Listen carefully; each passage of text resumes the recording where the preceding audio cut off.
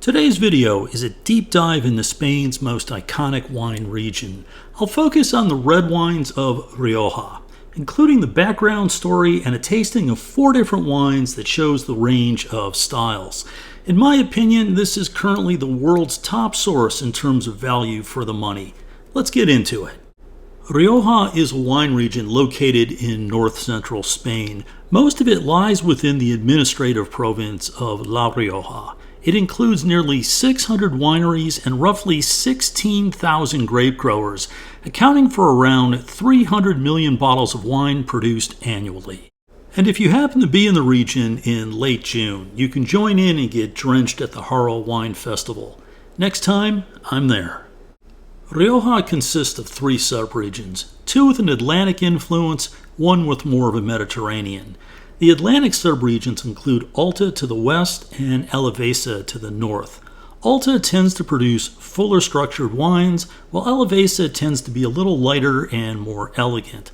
Oriental to the east is warmer, and the wines generally show a higher degree of ripeness. Increasingly, the wines are labeled by subregions, but it's not mandatory, and historically, many of the wines have been blends across more than one region. A common denominator is Tempranillo is the most planted grape variety across all subregions, accounting for about 80% of the vineyard plantings. Other permitted red grape varieties include Garnacha, Marsuelo, Graciano, and Maturana Tinta. The wines can be solo variety, but blends are most common, typically with Tempranillo playing a prominent role. Many vineyards are trellised, but there are also some plots of old, knotted, low-yielding, freestanding vines. Since 1985, the vineyards of Rioja have expanded by over 70%. Fermentation can take place in stainless steel, large oak, or concrete vats. But the maturation of the wines in oak is the defining part of the wine style. The use of American oak has a long history in the region. French oak is increasingly common. There are even examples of barrels being made from a combination of the two. The standard 225-liter Bordeaux barrel or barrique is most common. Barrels typically have a medium to medium plus toast level. Shopping for Rioja is much easier once you understand how the wines are categorized. Whatever the budget, there are plenty of options, and the wines generally have good availability throughout much of the world. Some Rioja are not aged and they're released not all that long after being produced, while others are aged extensively, sometimes for many years before being released for sale. There are 4 categories that define the wine styles of the region. It's all about aging time in barrel and or bottle.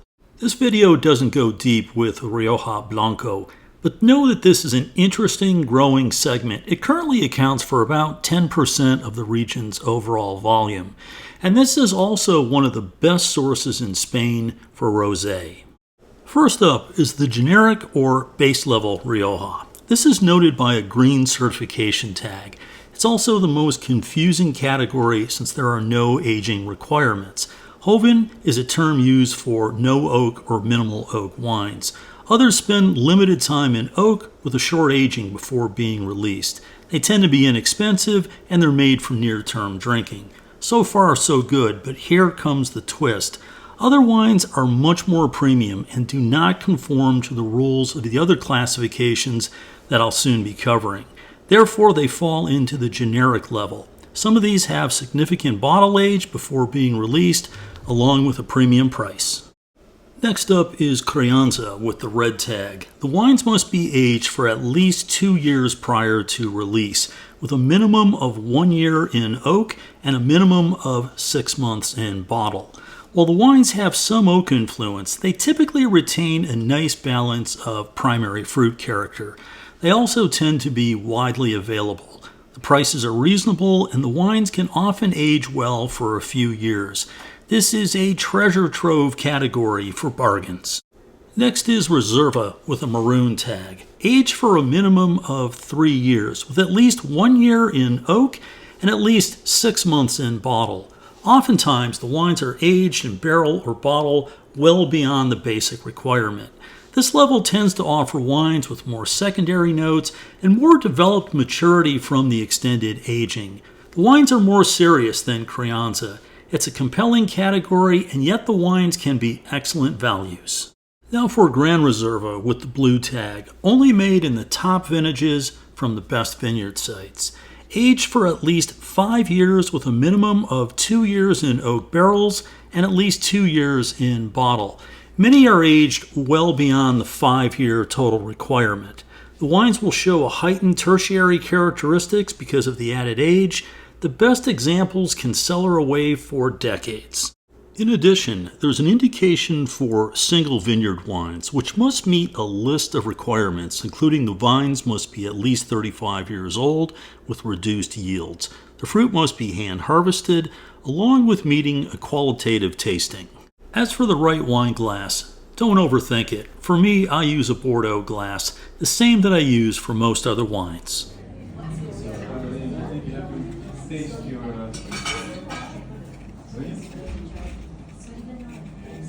As for food pairings, I'm not a fan of too many rules.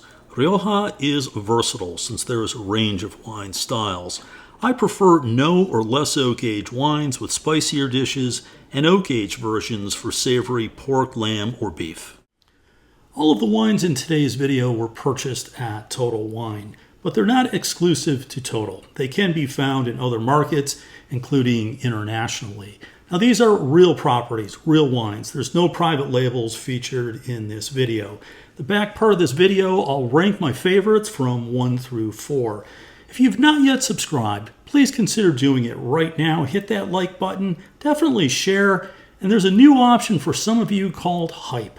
All of these things really do help to get my video out to a broader audience. It's much appreciated. First wine up is the 2021 Montebuena Cuvée KPF. Made from 100% Tempranillo, the wine is aged in new French oak for 4 months. This is classified at the generic level, bottled with a screw cap, priced $17.99.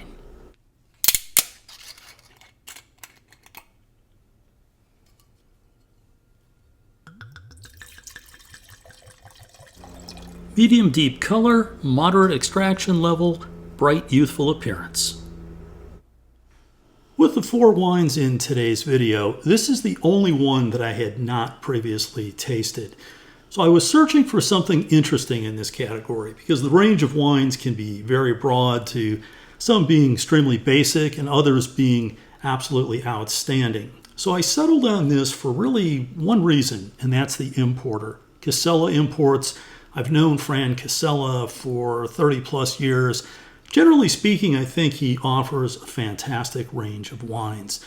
Now, this is from the Alavesa subregion, and being aged for just 4 months in oak, this doesn't qualify as being a Crianza. I call it more of a semi-Crianza, quasi-Crianza, but I do expect there to be a little bit of oak character.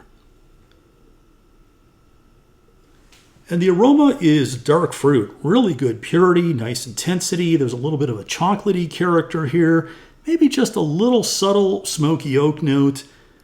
This is a really impressive start. The smell's excellent. There's just wonderful purity and intensity. On the palate, the good story just continues. The fruit is ripe, it's weighty, dense, very well structured. Nothing green or lean about this. That dark fruit character is very evident. A little bit of oak, it's subtle, but it's there. And there's almost a creamy-like character. The wine has an elegance and refinement to it. Very good length in the back palate as well. Slightest bit of tannin, just a little bit. The alcohol comes in at 14%. I think this wine is outstanding. It's put together with a skilled hand. And for under $20, this really does offer a lot. This sets the bar high for the rest of today's tasting. This is very good. Next up is the 2021 CUNE Rioja Crianza. This spends 1 year in American oak barrels. It's made from Tempranillo with lesser amounts of Garnacha and Masuelo. It's a wine producer that's been around for over 140 years. The wine has very good availability in many markets around the world. I paid $13.49.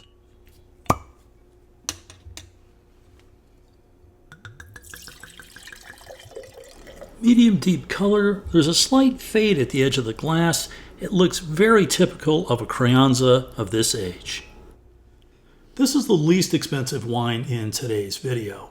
Not all that long ago, I posted a YouTube short on this wine. I mentioned what I had paid for it, and a viewer commented they routinely buy this wine for €8. I don't know where they were in Europe, but that is just a crazy good deal. I've had this wine many times over the years. It's very consistent. It's one of the more reliable producers. I can find this wine in some of the more far-flung places as well. A few months ago, I was in a rather small town in Cambodia. They had one wine shop. Sure enough, this was sitting on the shelf. Maybe not the greatest storage conditions, but there it was. Now, this wine is sourced from the subregion of Alta. And the aroma is red fruit. Nice purity, good intensity. There's a little bit of this smoky, charred vanilla component to it. Moderate intensity, good purity, smells very nice. On the palate, this is exactly what I would expect. Very typical of a Crianza. You do get a little bit of that oak, a little bit of that smokiness, a little bit of the vanilla character, but the fruit component really does show through. Good weight on the palate, nice ripeness. The wine is very soft, really smooth, very well made from start to finish. It's not all that layered. I wouldn't call it all that complex, but it's completely enjoyable. This is a textbook Crianza. 2020 Marques de Murrieta Rioja Reserva spends nearly 2 years in American oak, partially new along with some older barrels, then aged 18 months in bottle. It's mostly made from Tempranillo, smaller amounts of Graciano, Masuelo, and Garnacha. I paid $26.99.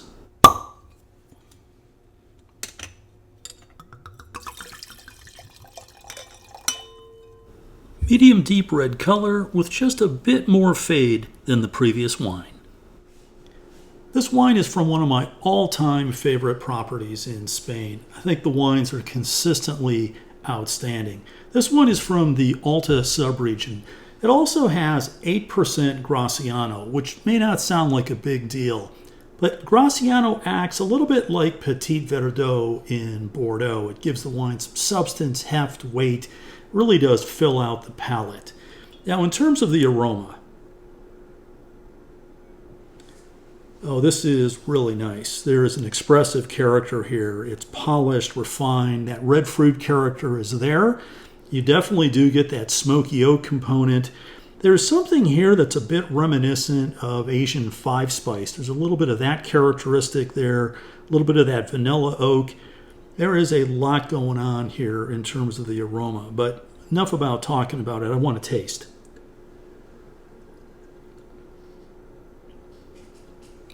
On the palate, absolutely outstanding. Nice depth of weight. It's concentrated. There's good volume here. The fruit is ripe, but there's a polished, refined, elegant character here. Really, it's just so superbly balanced. Very good length on the back palate. Again, there is some red fruit character there, but those secondary and the start of some tertiary characteristics are starting to come into play. The wine is just absolutely wonderful from start to finish. I think this wine is an absolute stunner, and for the money, it's certainly not cheap, but I think in terms of looking at the broader market and the types of wines that you can find from other places, this is absolutely a fantastic value. 2017 LAN Rioja Gran Reserva, aged 24 months in a combination of American and French oak, and then another 3 years in bottle. Made 95% from Tempranillo, 5% Masuelo. Priced at $27.99.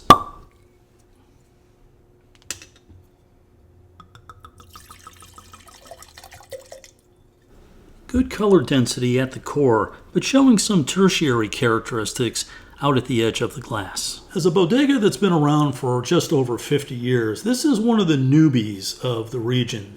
The fruit is sourced from Alta, and it's made with a bit of Masuelo, and that grape variety lends an interesting characteristic.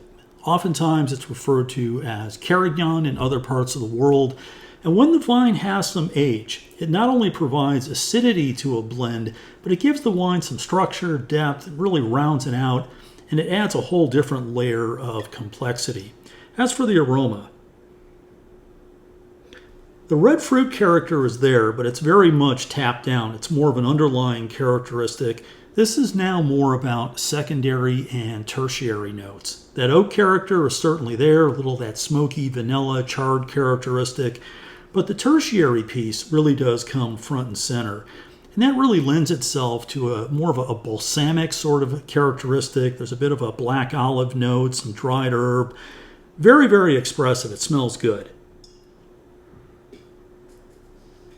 And on the palate, that same characteristic follows through. The red fruit is there, but it's very much in the background. This is all about those secondary and tertiary notes. Smoky oak, that tertiary characteristic from the bottle age comes into play. Wine's very well balanced, nicely structured, good length on the back palate. I think the way this is put together, the wine actually could age another 5 or 6 years or so, and it would benefit. It really is very nice, and it's a spot-on example for what it should be. Now, in terms of the wine style, I think this is really a determining factor whether this is the right wine for you or not. If you like wines that have that age component, I think you'll be happy with this. And for the money, this wine really does deliver a lot. But if you're looking for something that has more of a fresher, brighter character, a little less oak to it, I think one of the other options from today is probably a better fit. But all things considered, this wine is really nice. Today's video highlighted some fantastic wines from Rioja. In my opinion, they represent the very best in value in today's wine world. To rank the wines in today's video from top to bottom, number 1 is the 2020 Marques de Murrieta Reserva. It's a stunner. Number 2 is the 2017 LAN Gran Reserva. This really comes down to style. If you like more of that age character, it's the right wine for you. Number 3 is the 2021 Montebuena. This definitely did over-deliver for the money. And number 4 is an old-time classic of mine, one I really do like. And I think it was just up against some tough competition today. This is the 2021 CUNE Crianza. I'll definitely buy that wine again. As always, thanks for supporting my channel. Cheers.